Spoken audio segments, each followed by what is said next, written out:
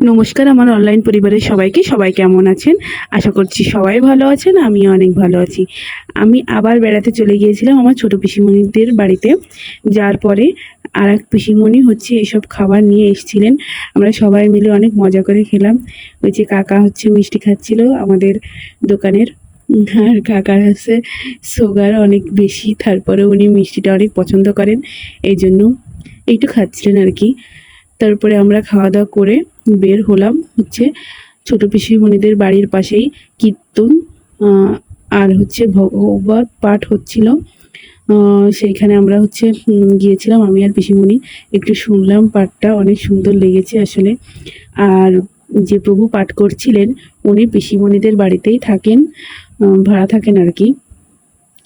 আর যে প্রসাদ দেখলেন, অন্ন, সবজি, ওই সব কিছু ভগবানের ভোগ লাগানো প্রসাদ আমরা সবাই মিলে পেয়েছি। আসলে প্রভু থাকেন, এই জন্য আমি পিসিমণিকে গিয়েই বলেছিলাম যে পিসিমণি, আমি একটু ভোগ প্রসাদ পেতে চাই। আসলে আমার খুব ইচ্ছা ভগবানের প্রসাদ পাওয়ার। যে 3 দিন ছিলাম 3 দিনই প্রসাদ পেয়েছি। তারপরে প্রসাদ পাওয়ার পরে আমরা 3 জন ভাই আর আমার হাজব্যান্ড আর আমি দিদিভাইয়ের বাবার বাড়ি বেড়াতে গিয়েছিলাম আমরা সবাই। এই যে আমরা দিদিভাইয়ের বাবার বাড়ি চলে এসেছি। আসার পরে মায়ের মা এই গরমেতে দেখুন কত আইটেম রান্না করেছে। আর বৌদি তো আসার সঙ্গেই যে শরবতটা দিল, এই গরমে প্রাণটা জুড়িয়ে গেল। শরবতটা খেলাম, খাওয়ার পরে এই যে এতগুলো আইটেম খেয়ে তো আমি খুবই ক্লান্ত হয়ে গেছিলাম। আর ওরা 2 ভাই তো ঘুমিয়েই গিয়েছিল। তারপরে আমরা একটু রেস্ট নিয়ে বের হলাম। বের হয়ে তায়ামশাইকে প্রণাম করে তায়ামশাইয়ের দোকান থেকে আমরা চলে আসলাম।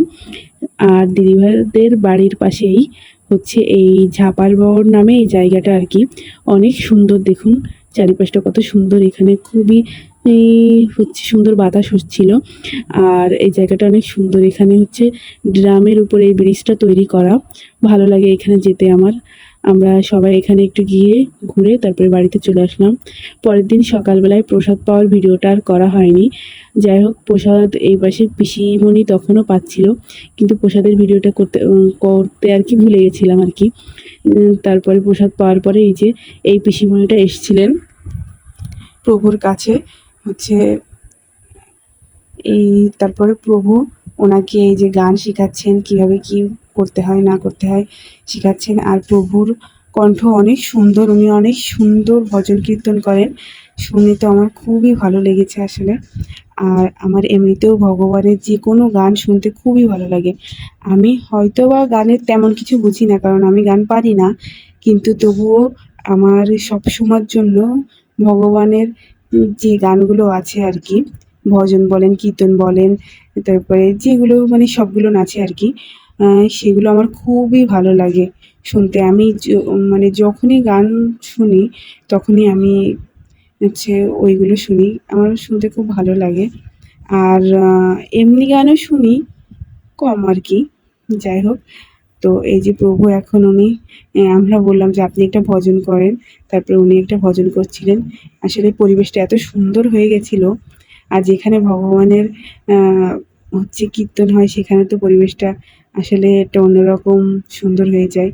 আর প্রভু গান করছিলেন, আর ওনাকে বলছিলেন এইভাবে না এইভাবে গান করলে গানটা সুন্দর হয় আর কি, এইভাবে করতে হয়। আর উনিও শিখতে এসেছিলেন এই জন্য। তারপরে আমরা সবাই মিলে প্রভুর ভজন শুনছিলাম, খুবই ভালো লাগছিল।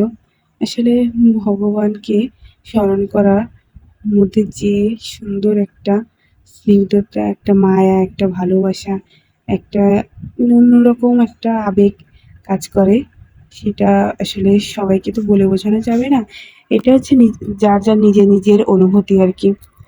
আর আমার কেন জানি না ভগবানের এই সব গান আমার খুবই মন প্রাণ ছুঁয়ে যায়, আমার খুব ভালো লাগে শুনতে, এই জন্য শুনছিলাম। যাই হোক, ওই দিনটা ওখানেই শেষ ভিডিওগুলো। তারপরে পরের দিন এই যে পিসিমণিদের বাড়িতে ভগবত পাঠ মানুষ ছিল ভাইয়ের জন্য, তাই ভগবত পাঠ হচ্ছিল আর কি, আর কীর্তন হচ্ছিল। এই যে কীর্তন হচ্ছে এখন, তারপরে ভগবত পাঠ হবে। এখানে ভগবানের এই যে ভোগ লাগানো হয়েছে। আর ভগবত পাঠও উনি প্রভু খুবই মানে ভালো করেন, এত সুন্দরভাবে বুঝান, খুবই ভালো লাগে আসলে শুনতে। সবাই এই দেখুন একসাথে কীর্তন করছে, কত সুন্দর পরিবেশ বলুন আপনারা। আর এই 3 দিন যে কীভাবে কোন সময় কেটে গেছে বুঝতেই পারিনি, খুবই ভালো লেগেছে। এবার ছোট পিসিমণিদের বাড়িতে যেয়ে আমরা যেদিন চলে আসবো সেদিন হচ্ছে এই ভোগ প্রসাদ উনি দিয়েছিলেন আমাদের পেতে। তারপরে পেলাম আমরা ভোগ প্রসাদ। পাওয়ার পরে হচ্ছে এই যে দুপুরবেলা একটু খাওয়া দাওয়া করে প্রচণ্ড গরম লাগছিল। আর এত গরম পড়েছে সে তো আপনারা সবাই জানেন, প্রচণ্ড গরম। এই জন্য ভাইকে বললাম, ভাই চলো একটু ঘুরে আসি মোটরসাইকেলে করে। এই জন্য একটু মোটরসাইকেলে করে আমরা ঘুরতে বের হয়েছিলাম। এই মাঠটার চারিপাশ দিয়ে আর কি ঘুরে ঘুরে আসলাম আমরা 2 ভাই বোন।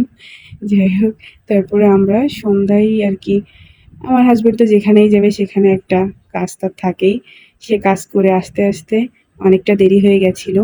এই জন্য আমরা হচ্ছে সন্ধ্যায় আর কি মানে সন্ধ্যায় বলতে 8টা নাগাদ বের হয়েছিলাম পিসিদের বাড়ি থেকে। বের হয়ে আমরা যে এখানে হচ্ছে যশোরে মনিহারের সামনে একটু দাঁড়িয়েছিলাম। এখানে একজন দাদা এসেছিলেন, তার সাথে কথা বলছিল ভাই আর পিসিমণি। তারপরে আমরা বাড়িতে চলে আসলাম। এখানেই আজকের ব্লগটা শেষ করছি। পরবর্তী ব্লগ ভিডিও নিয়ে আবার আসবো। নমস্কার, সবাই ভালো থাকবেন, সুস্থ থাকবেন ততক্ষণ।